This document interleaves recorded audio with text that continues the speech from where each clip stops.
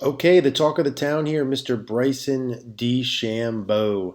Let's take a look here. We're going to do a swing analysis. We have new and improved Bryson on the right and the older Bryson on the left. We're going to do two things here in this video. Number one is we'll take a look at what he's doing now compared to what he has done before.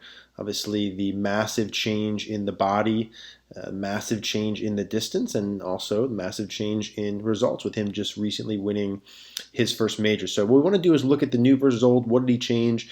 And then what are the take homes? What are the one or two, three things you can do in your swing to add some more speed and add some more distance? So we have old Bryson on the left, new on the right. Just a little bit of brief context from 2016 when he started, averaging 294 yards off the tee. That's with a swing that looks something like this one here on the left. So 294 off the tee, hitting roughly 56 to 60% of his fairways. This swing here on the right, 322 yards off the tee, while averaging roughly the same exact fairway. So what he has done has worked, and he's able to essentially hit the ball with the same amount of accuracy he's had, plus 30 yards. So would you like to be able to hit the 30 yards farther and keep the same accuracy? Yes, you would. So what has he done here? Well, old versus new. What do you see on the right that's different than the left? If you had to pick a couple pieces out. The things that stand out to me here in terms of the setup position from down the line, significantly more knee bend. Now this is him hitting balls in a range too, keep in mind. We'll look at a course swing, but he's in the range here. He's more knee bend compared to normal. His upper body compared to here, right? His overall posture, upper body, is more bent over than he was before. So he's 159 on that one, 152 on this one. So he's more bent over. In with that, slightly farther away from the ball, arms hanging a little bit farther away from his body here at the address position. And then the butt of the club change. So one thing Bryson does you see that's different than normal, that he's always done with his one plane swing idea, is to have the shaft angle more vertical at setup. So the butt of the club pointing more towards the middle of his body. Now to give you an idea of what would be more normal, let's just pull up kind of a stock driver motion here. What a normal motion, we'll just pull up a Robert Rock as an example. This would be more traditional. You would see the butt of the club here a little bit more towards the belt line. Arms aren't so far hanging down. So this is a unique thing that he's always done, which essentially means the angle between his lead arm and club is wider. And so with that, he has less hinge. So he's less hinge to start with. And we'll see as he goes how that sets up some of the pieces, in particular the width during the backswing. So those are some of the setup changes that we're seeing here. Let's pull him back over. Now, as he makes his backswing move, not only does he set up to the ball different, but we're going to see some noticeable differences as we start to work up to the top. And part of these, obviously, guys, we're going to see some camera angle changes. So it's not, apples to apples, but we're going to see some things here. Now, the biggest thing, and we'll see this from face on, is the lack of hinge of his wrists. So this arm angle here, which we'll see from face on, compared to where it is here, is noticeably wider. So when we pull up a different visual of him and we start to look at the actual arc that he traces, what you'll notice from here, let's get him into here we go.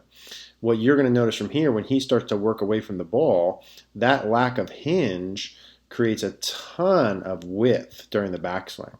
So look at here how wide the circle is during his backswing piece, and that's essentially happening from that lead wrist not hinging. Right? If there were more hinge there, the butt of the club would be more up like this. So again, to give you kind of a rough estimate here, we pull up another really good driver of the golf ball, arguably the best in the planet, along with him, would be Rory. Now we're going to see from him during the backswing, he's also very wide, and that's going to be one of our take-home pieces here. But still, there's more hinge, right? So there's more angle with Rory between the wrist and or the arm and the club when he works back, and he's one of the wider guys here. And you can see how Bryson has even more width. The circle's even farther away from him. So not adding a ton of early hinge early on is one of the noticeable changes that we'll see as we start to work him up to the top, and how he changes at the top compared to where he used to be. So let's pull back up his older one, and we'll get him on the range here. So he's wider early. Now notice here on the left at the top how where his club gets and more or less the difference between the hinging. So watch where this gets to, and then check this out over here on the right where his club gets to at the top. So there, now again, it depends how you define the top of the backswing, but let's assume, as this loading phase is happening, let's call his top of backswing somewhere here. So that club at setup had very little hinge. He has very little hinge during the backswing, very wide. And so that hinging is happening now in transition. And here's where you start to see a lot of the piece here. Obviously a lot more hinge at the top of the swing. Again, you can see the knee flex changing. Now watch the early downswing pattern. Watch how much he lowers everything. So you want to see someone from about here to about here, right? Which one of those two movements look like they're going to hit the ball farther and is more athletic? We get down to roughly the same, we'll call it about left arm parallel here. So again, some obvious pieces here, the lowering effect on the right, the increase in knee bend. That would be point number one. How do you create more speed with your lower body? You bend your legs more during the downswing, right? Who's got the legs more bent over here? Bryson on the right or Bryson on the left? Definitely Bryson on the right. And that increase in knee flex is a huge speed producer. The other piece we're going to see as he works down here is on the right, he's shifting his swing plane and his swing direction much more from inside. Look how much farther behind him. Here's where the club's at, right? Here's the golf ball. I mean, look how far the club head is from the ball compared to if we get him at about the same point here. This club head is significantly less behind the golf ball compared to where it was. So you want to call that shallow, whatever we want to call there. Much more knee flex on the right. Club head pitched much more behind him, which allows that club to work into the ball from much more low and inside. Look at where the shaft gets here compared to where it is parallel to the ground. I mean, that's wildly more inside. Now, why does he want to do that? So he can hit more up and to the right. And so you notice Bryson on the right versus the left. Obviously, we saw the lower body. Look at the difference in the knee flex even there. And what we'll see on the right versus the left, and we'll look at a different one here as well, is he's going to have a lot more side bend. So right shoulder lower, which allows him to keep his head back and swing that club and sling it much more up and to the right. And so in one of the comparisons we have here that I want to show you, you'll actually see them side by side, and you can see this even better. So here again, the setup pieces. This is Bryson on the left. He's transforming his body, right? You can start to see some of the changes taking place. But here at the top, right, this is sort of pre this past winter. There you can see the huge difference in the hinge amounts. We can see as we start to work back down, watch the difference in the body angles. And again, part of this is camera angles, not apples to apples. But look at where his body is on the right versus the left. Much less open on the right to enable him to get the club head working much more from low and inside into the ball and much more exiting high and right. So he can hit that, get the club head slinging up high and right and hit the high draws. You can see the club head on the right there, much farther to the right compared to the left. Again, camera angle relative.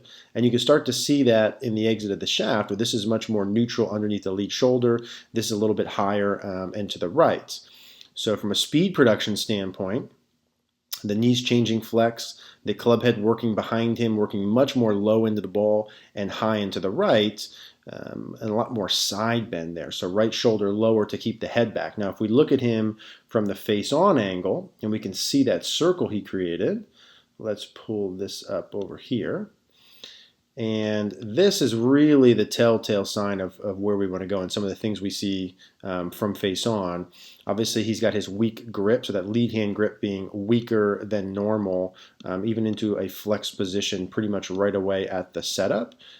Be a little bit weaker than normal. You see traditional, feet very wide, right? He's got a neutral amount of tilt at the setup position, so that's fairly common there, nothing different than normal.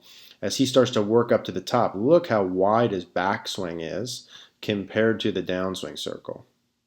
And that's a humongous speed producer. So as he's going down towards the ground, quite literally, increasing the flex in the knees, that arc's getting much more narrow relative to on the way back. Now watch here his head. to be able to hit up on the ball. So let's check this out. To be able to hit up on the ball compared to normal. Look how far back his head goes so that he can sling the club up and to the right. So what you want to be able to copy from here is the width early, the knees improving or increasing flex, and the head staying back as you sling it to the right. The width early, why? Get the club as far away from you here. The knees changing flex, the club head slinging up and to the right as the head goes back. And if you look at the old versus the new here, let's pull up his old one versus new one from the face on, you start to see some of these differences even more. So here's him on the right versus left. Both of those, again, the weak grip, right? Notice the left hand grip, very weak, very flat lead hand grip. Traditionally speaking, requires more bowing of the left wrist, a little more supination, but look at the difference here. Feet much wider on the right versus narrow on the left. Again, ball camera angles a little bit, but you can see the ball position here appearing to be more forward, allow him to hit more up on it. Feet more narrow, ball more middle on the left. Not easy to hit up on a ball when it's this far back with that feet width in his swing direction. Now watch the initial move off the ball on the right. See that right there? See how his body moves up and to the right as he starts the club back. So that's his motion, right? It's push off that left into the right as he works up and back. Huge speed producer. Watch on the left here. Not dynamic at all. Now, who does that on the right remind you of? Right? Who does or swings like that where they have a big push up and off? Here's Jamie Sadlowski. Different setup position, but a guy who hits the ball a mile. Look at his up and to the right. Look at his up and to the right. So push off the left into the right, up and to the right speed compared to his old motion, very not dynamic. Now again, keep in mind, this guy's on the PGA Tour winning millions of dollars. This isn't wrong. This is just what did he do to add the speed variables. So pushing up into the right off the left, some of the dynamic motion. He had a lot of width before. He's got more width now. So you can see again here the difference between the lead arms. Let's get it at the same position. When he's got the lead arm here, he's got less hinge early. So he has way less hinge during his early backswing phase, which allows him to have more hinge late compared to what he used to have. Both of these good turns, right? Good amount of turn there on the left, huge turn there on the right.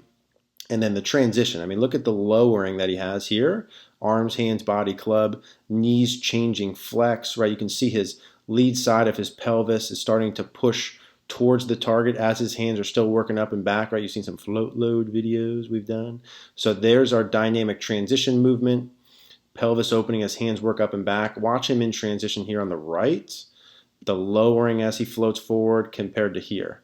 I mean, which one of those two looks significantly more dynamic? Look at the difference between where his club is on the right versus the left. Look at the difference in his legs, how bent these legs are compared to the legs on the left. Significantly more power. Now here again, big difference with the head motion. Head motion on the left versus head motion on the right. Here on the left, more accuracy. He moves back off the ball a little bit through the impact zone. Watch him here on the right. Let's see what he does compared to there. So if I look at him post-impact on the right versus the left, you can see more of the right side bend. Relative to where the ball is, his head motion on the right, much more behind the ball on the right compared to on the left. So here, same thing. Big width, little up and to the right early, big width, allowing that to naturally hinge in transition, increasing the flex of the legs, head back as the club head slings up and to the right. Right here, head much more neutral, swing direction much more neutral. Now he does have his hips more forward on the left, hips more back on the right. That would be a little, to me, a subtle nuance of what he's doing. But obviously there's clear differences between the swings that he started with. To me, the float load pattern he has reminds me a lot of a Gary Woodland, another U.S. Open winner, where you can really see the shaft changing in transition. So a wider earlier. Again, Bryson's super wide, but the club head's got a little bit of push into the right, right? A little bit of push into the right with the driver. Club head super wide and far away from him early during the takeaway. And then you can see the thing start loading in transition and him lowering. And then his head will work a little bit. His head stays pretty stable there and up and to the right. So some clear differences of what Bryson does now compared to what he used to do before. Obviously, the body has changed a ton, but the swing has changed a ton too. And I think he's moving more and more and more and would like to be able to do these sort of patterns like these guys, Jamie Sadlowski in the long drive, up and to the right, wide early. See, none of these long drivers have a lot of hinge early. They've got not a lot of hinges in transition, huge dynamic leg motion, right? Look at where that club is at. And then boom, through impact. So he's moving more and more in that direction. It's been working so far, right? About almost 30 yards gained since he started. And U.S. Open champion. We'll see what the years to come have in store for him. What's up, guys? Hey, wanted to give you a behind-the-scenes look at CogornoGolf.com and what you get as a member. The first thing and most important thing is you're able to upload your swing for feedback. So here's an example of how it works. You post your videos along with answers to questions that we'll give you, so we have a really good idea of where you're coming from and where we want to go. And myself and our coaches will build a 4-week practice plan. So this is what you would get if you sign up and want to work with us. We'll identify some priorities here via text, just to get really clear on what are the pieces that we need to work on, where we should be putting our focus. And you'll see a couple of visuals. Typically, we'll add a couple of pictures in there, link a few YouTube videos or videos on the site. So we are crystal clear on exactly what are our main priorities and based on the swings and the answers to the questions. And then we do a personalized video. Here's me doing one from my home on what we talked about and what the practice plan is. And that's the main benefit here of the Facebook group, is the ability to do that. We also have some other things here, like here's a live session from today. We did an hour and 15 minutes of office hours. That happens once a week. That's where you can come on, ask me questions about your swing. If you have questions about anything, want some clarity on what you should be focusing on, make myself available once per week right now for an hour to be able to do that. Again, only available as a member. And here you can see some of the swing updates. So here's some other players posting some swings and updates. Here's the questions you'd have to answer above, the videos below, and myself and our coaches will be developing the practice plan. So there's Steve. Here's Steve again down below. We have JT down, Dennis, Nick, and John are all in here. And we work together to help take your game to the next level. And it's all personalized practice plans and what you need to be focusing on. And the added benefit is you get access to everything on the site as well. So the master classes here, we have 15 different master classes, very step-by-step guided learning. And once we're able to see your swing, it makes it really easy to make sure we know where we can push you in the right direction of what to focus on and work on, and what you don't have to worry so much about, as well as you get access to these practice plans, which I think really a lot of the gold is in here. So I would love to see you at CogornoGolf.com. Would love to have you in our Facebook group so we can give you swing feedback similar to what this group looks like and really help take your game to the next level.